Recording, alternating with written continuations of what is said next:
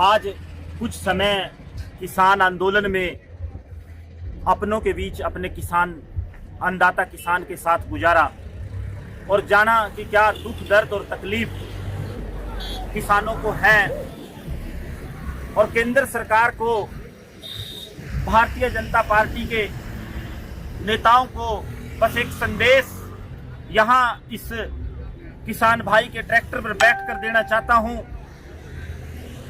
कि जब नाश मनुज पर छाता है पहले विवेक मर जाता है। केंद्र सरकार का और भारतीय जनता पार्टी के नेताओं का ऐसा नजर आता है कि विवेक मर चुका है। जो उनको अन्नदाता किसान का दुख दर्द और तकलीफ नजर नहीं आती।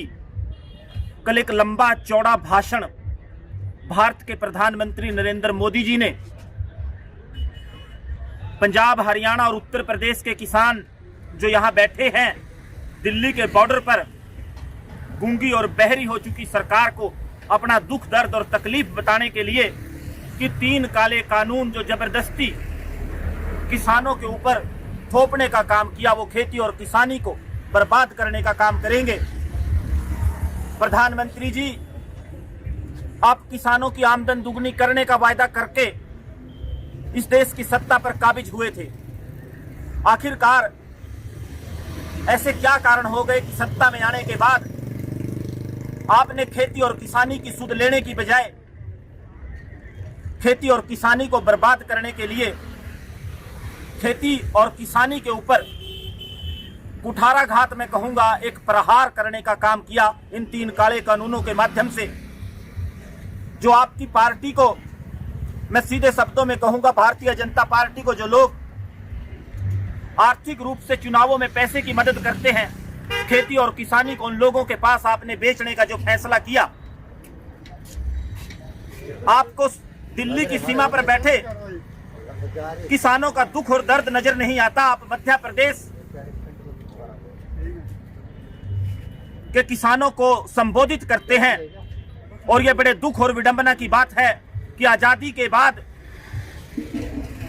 शायद किसी प्रधानमंत्री ने अपने अन्नदाता किसान से, उस किसान से जो न केवल देश की 50% आबादी को रोजगार देने का काम करता है बल्कि 130 करोड़ की आबादी का पेट भरने के बाद भी अन्न के भंडार भरे हों और दूसरे देशों में भेजने के लिए पर्याप्त अनाज एक्सपोर्ट के लिए देश में ऐसे हालात पैदा कर दे, उस देश में जहां सरकारों पर दबाव बनाया जाता था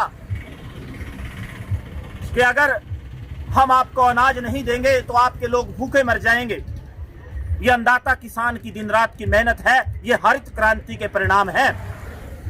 लेकिन आप चंद एक पूंजीपतियों को खुश करने के माध्यम से, उनको खुश करने के लिए खेती और किसानी को बर्बादी के कगार पर इन कानूनों के माध्यम से लेकर जाना चाहते हैं।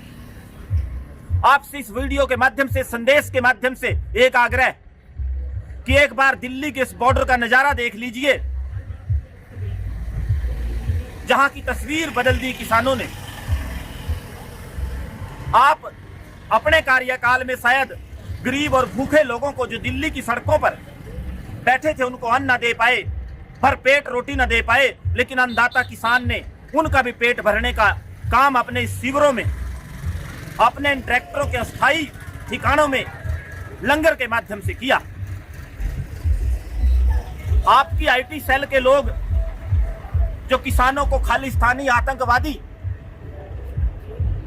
कहकर अपमान करते हैं, उसके लिए आपकी पार्टी को क्षमा किसान, अन्नदाता किसान से मांगनी चाहिए। आपने कल एक भाषण के माध्यम से जो झूठ देश की आवाम को, जनता को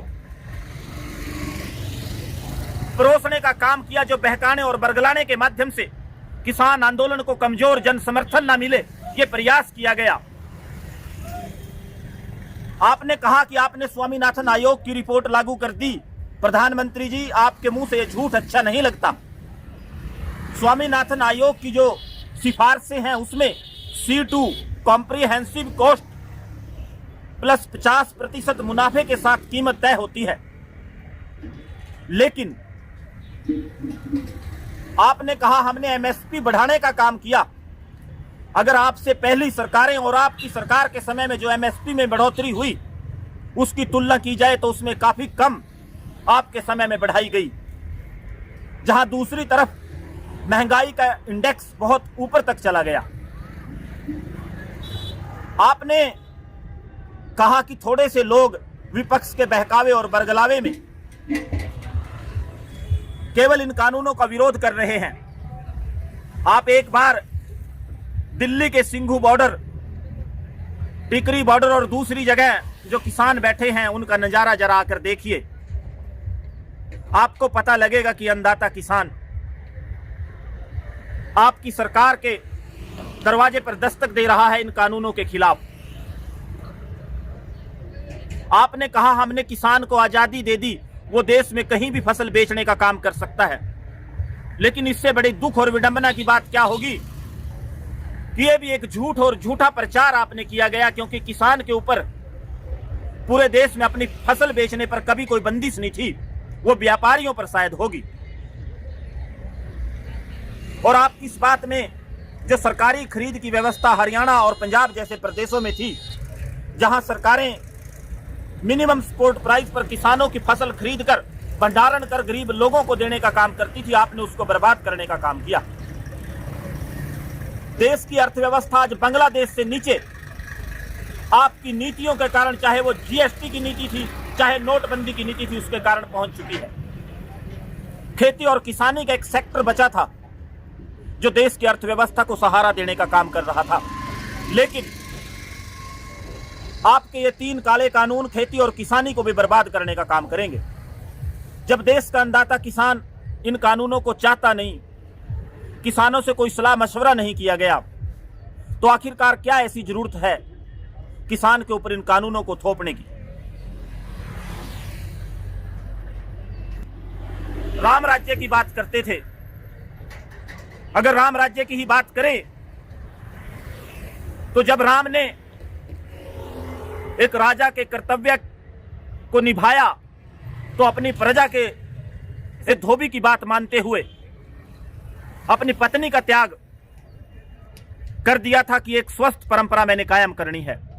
लेकिन आपने हजारों और लाखों की संख्या में जो किसान आंदोलन आपके कानूनों के खिलाफ कर रहे हैं, उनको दबाने का, मिथ्या प्रचार के माध्यम से फूट डालने का, उनको बदनाम करने का काम किया, झूठा प्रचार कराने का काम किया उनके खिलाफ।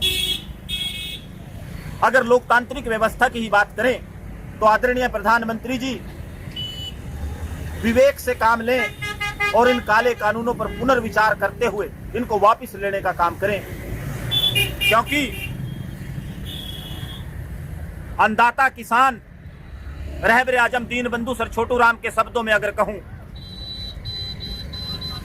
जब नाराज होता है, जब सरकारों से खफा होता है, जब सरकारें उसके रोजगार पर, उसके काम धंधे पर, उसके अस्तित्व पर कुठाराघात करती हैं, चोट करने का काम करती हैं, तो वो कानून तोड़ने का नहीं बल्कि सरकारों की कमर तोड़ने का काम करता है। आप कहते हैं कि थोड़े से किसान इस आंदोलन में हिस्सा ले रहे हैं। मैं कहता हूं कि आजादी के बाद, आजादी की लड़ाई के बाद इससे बड़ा कोई आंदोलन देश में किसी सरकार के खिलाफ, किसी कानून के खिलाफ कभी नहीं हुआ। आजादी की लड़ाई के बाद ये दूसरी आजादी की लड़ाई जो आपके मित्र उद्योगपति हैं उनसे खेती और किसानी को बचाने के लिए अन्नदाता किसान लड़ रहा है। और जितना आप इसको दबाने का काम करोगे, ये क्रांति, ये आंदोलन उतना ही ज्यादा मजबूत होगा और आपका सिंहासन, दिल्ली का सिंहासन तक डोलेगा और आपको अपने इन कानूनों पर, अपने इन फरमानों पर पुनर्विचार करना होगा। धन्यवाद।